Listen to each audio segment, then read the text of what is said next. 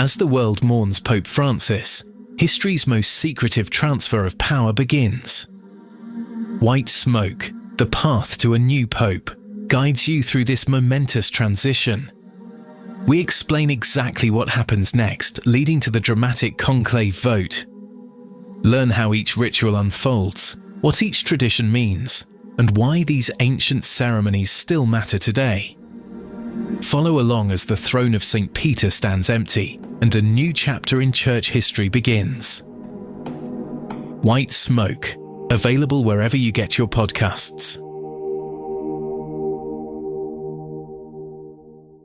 Do you know what a group of flamingos is called? That's just one of thousands of facts you'll discover on 5 daily trivia questions. Hi, I'm Mark Ellison. Join me every weekday for 5 mind-expanding questions about everything from ancient history to modern technology. Perfect for impressing friends or dominating your next pub quiz. 5 daily trivia questions. And the answer, a group of flamingos, is called a flamboyance. 5 daily trivia questions.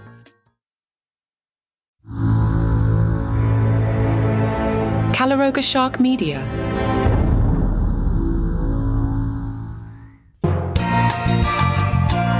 Hi there, I'm Johnny Mac with 5 good news Christmas stories. If you think I started with Christmas early this year, how about Bridlington? They started on August 7th with Bridmas Day. That included a screening of Will Ferrell's Elf.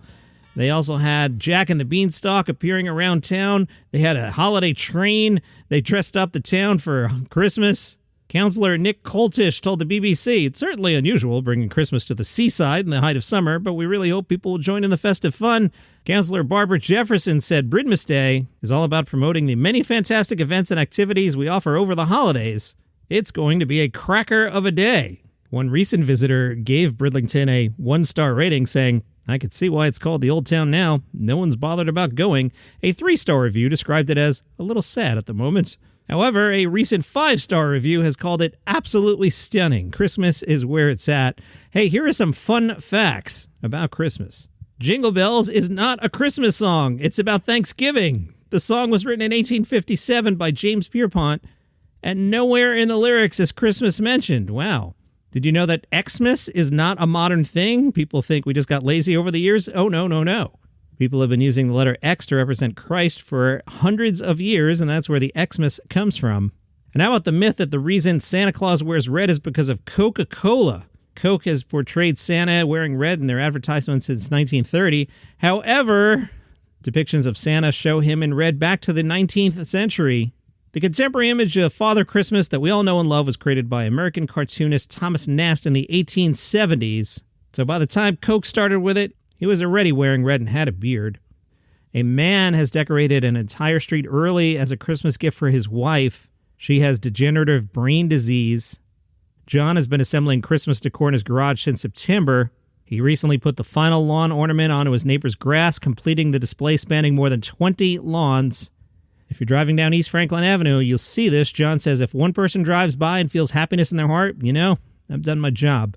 Just hearing the kids walk down the street and yell at their mom or dad, look at this, let's go look at this. You see the kids go from walking to slow jogs so they can get from one house to the next.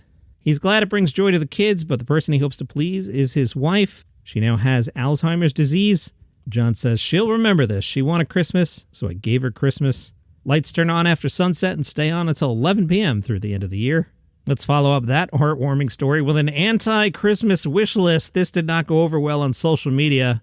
Some people are calling it rude. A 33-year-old was on Reddit and said, I admit I'm difficult to buy gifts for. She elaborated, saying, I really don't want more things than I have. I have so much stuff and nowhere to put it.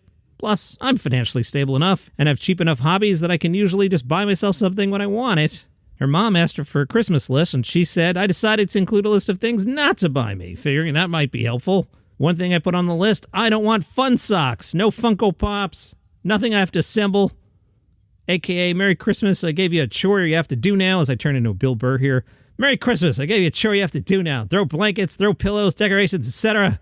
She says, my mom called me asking why I did that and complaining that I never like the gifts she gives me. I told her in the past I don't want stuff, and she'll remember for a year, and then she'll buy me a pair of slipper socks, which then join the 4 other pairs that I don't wear. One Reddit user said, You could have just said you have enough stuff and don't need any more, rather than making your mom feel bad for buying them previously and maybe look a little more grateful. Who put the show together today? I did. I thought this was 5 good news Christmas stories, John. Why are you telling us about Satan? Well, there's a new movie out November 25th called Dear Santa. Okay, what's the problem? That sounds pretty good. It stars Jack Black. Okay, who doesn't like Jack Black movies? This Christmas movie untangles what happens when a boy writing a letter to Santa makes a typo, and accidentally addresses the letter to Satan. Jack Black as Satan appears and hilarity ensues. That actually sounds like a pretty funny plot. The Farrelly brothers said when they cast Jack Black in the role, they wanted somebody who could play diabolical, but in a fun way, adding that Jack Black was the first and only choice. Bobby Farrelly said there's a little bit of mischievous to him at all times, but he's eminently likable, and that's just Jack. We never wanted to make it a horror movie, something like that. We wanted it to be comical, and Jack was the perfect guy. Dear Santa, which is different than Dear Satan. Dear Santa on Paramount Plus, November 25th, and those are your 5 good news Christmas stories, or at least 3. I guess 3 of them were good news. Actually, 2 of them were good news. 1 was fun facts, and 2 were kind of negative. Who put this together today? I did. If you enjoy the show, tell a friend about it. They might like it too.